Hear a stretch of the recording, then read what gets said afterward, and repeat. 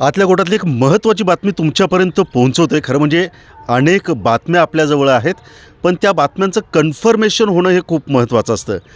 आणि हेच व्रत सांभाळून जोपर्यंत त्या बातमीचं कन्फर्मेशन येत नाही तोपर्यंत आपण त्या आतल्या गोटातल्या बातम्या तुमच्यापर्यंत पोहोचवत नाही. तर आपल्याकडं आतल्या गोटातल्या काय काय बातम्या आहेत तर लक्षात घ्या की महाविकास आघाडी आणि महायुतीमध्ये जे सध्या विद्यमान नगरसेवक ज्यांनी नगरसेवक पद भोगलेलं आहे त्यांची नावं ही उडणार आहेत यादीमधून. त्यांच्या काही जणांची नावं आपल्यापर्यंत आलेली आहेत, परंतु उघड रीतीने जोपर्यंत त्या बातमीचं कन्फर्मेशन होत नाही तोपर्यंत आपण त्यांना ती नावं उघड करू शकत नाही. दुसरी महत्त्वाची गोष्ट आणि ज्या आत्ताच्या घडीतील सर्वात मोठी बातमी आहे ती ही ज्याची चर्चा आपण 2 दिवसापूर्वी केली होती आणि ती म्हणजे शरदचंद्र पवार पक्ष हा तिसऱ्या आघाडीमध्ये सामील होणार आहे. आणि हीच आतल्या गोटातली आत्ताची बातमी आहे. वंचित आघाडीमध्ये आता तिसरा भिडू सामील झालेला आहे. पहिला आम आदमी पक्ष, दुसरा वंचित बहुजन आघाडी आणि थोड्याच वेळात राष्ट्रवादी शरदचंद्र पवार पक्ष हा देखील या आघाडीमध्ये सामील होतो आहे आणि त्याची थोड्याच वेळात अधिकृतरित्या घोषणा होते. यासाठी जवळपास 3 ते 4 बैठका झाल्या. आज सकाळपासून यावरती अनेक विचारमंथन झालं आणि शेवटी या तिघांचंही एकमत झालं आणि त्या तिघांच्या एकमतामधून आज संध्याकाळी अधिकृतरित्या घोषणा होणार आहे. सर कसं सांगताय, कारण आत्तापर्यंत जे आपण आतल्या गोटातल्या बातम्या दिल्या ती प्रत्येक बातमी खरी ठरली. मुळात लाईव्ह मराठीची विश्वासार्हता आणि बातमीची सत्यता हे खूप सध्या चर्चेत जाते. कारण का आपण ज्या बातम्या देतो आतल्या गोटातल्या त्या तंतोतंत जुळतात आणि तंतोतंत सूत्र त्या पद्धतीनं राजकारण पुढे चालते. कोल्हापूर नगरपालिका दृष्टिकोनातून आपण काल पाहिलं तर की वंचित बहुजन आघाडी आणि आम आदमी पक्षाची कुठेतरी तिसरी आघाडी होणार आहे आणि ती घोषणा काल त्याच्याप्रमाणे झाली.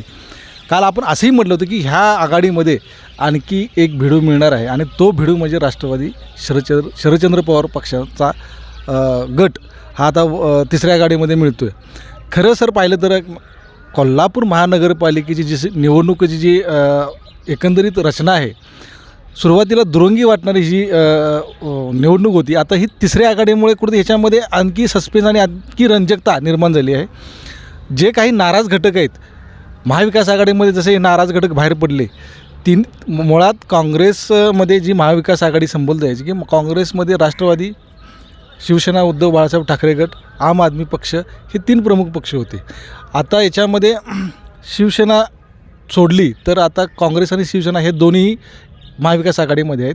शरदचंद्र पवार पक्ष आणि आम आदमी हे बाहेर पडले असल्याकारणाने महाविकास आघाडीला कुठेतरी खीळ बसले का हे एक म्हणजे अभ्यासाचं गणित म्हणावं लागेल. म्हणजे जे मुरबी राजकारणी आहेत आणि जे राजकीय विश्लेषक आहेत यांना ते करता येईल ज्या छानपणे. महत्त्वाचा मुद्दा याच्यामध्ये आहे की एकीकडं महाविकास आघाडी कुठेतरी खिळखिळी होत असताना महायुतीकडून अजूनही कोणत्याचे पत्ते ओपन नाहीत. महाविकास आघाडीचीच काही घटक पक्ष पडून ही तिसरी आघाडी निर्माण झाली आहे. आता हे पाहणं महत्त्वाचं ठरणार आहे की आज जरी अधिकृत घोषणा होत असली तरीसुद्धा जेव्हा महायुतीची यादी प्रसिद्धी होईल आणि ह्या यादीतून जसं आपण म्हटलं की अनेक नगरसेवकांची आजी माजी किंवा मोठे चेहरे यांना गाळण्यात येण्याची शक्यता दाट आहे. आता हे जे चेहरे आहेत ह्या कुठंतरी ह्या तिसऱ्या आघाडीमध्ये सामील होऊन तिसरी आघाडी जी होते ती कुठंतरी मजबूत स्थिती होणार आहे आणि मजबूत स्थिती झाल्यानंतर ह्या दोन्ही आघाड्यांना म्हणजे महायुती असेल किंवा विकास आघाडी असेल यांना मोठं आव्हान उभं करणार येणाऱ्या काळात हे आपल्याला सांगावंसं वाटतं प्रेक्षकांना आपल्या. तर हीच आतल्या गोटातली आत्ताची महत्त्वाची बातमी आहे आणि ती म्हणजे तिसऱ्या आघाडीमध्ये आम आदमी पक्ष, वंचित बहुजन आघाडीसोबत आता राष्ट्रवादी शरदचंद्र पवार पक्ष देखील सामील होतो आहे आणि त्याच्यामुळं या तिसऱ्या आघाडीचा नेमका फायदा कुणाला होणार आणि कुणाला फटका बसणार याचीसुद्धा बित्तम बातमी तुमच्यापर्यंत पोहोचू. पण त्या बित्तम बातमीच्या अगोदरसुद्धा आतल्या गोटातली बातमीसुद्धा पाहायला विसरू नका आणि त्यासाठीच पाहत राहा लाईव्ह मराठी. मटन थाळी, चिकन थाळी, स्पेशल गावरान चिकन थाळी इतकंच काय, ऑर्डरनुसार मुंडी रस्सा आणि खेकडा थाळी. आणि हो, शाकाहारी लोकांसाठी खास व्हेज गावरान थाळी सुद्धा उपलब्ध आहे बरं का. चला तर मग अस्सल कोल्हापुरी जेवणाचा आनंद घेऊया.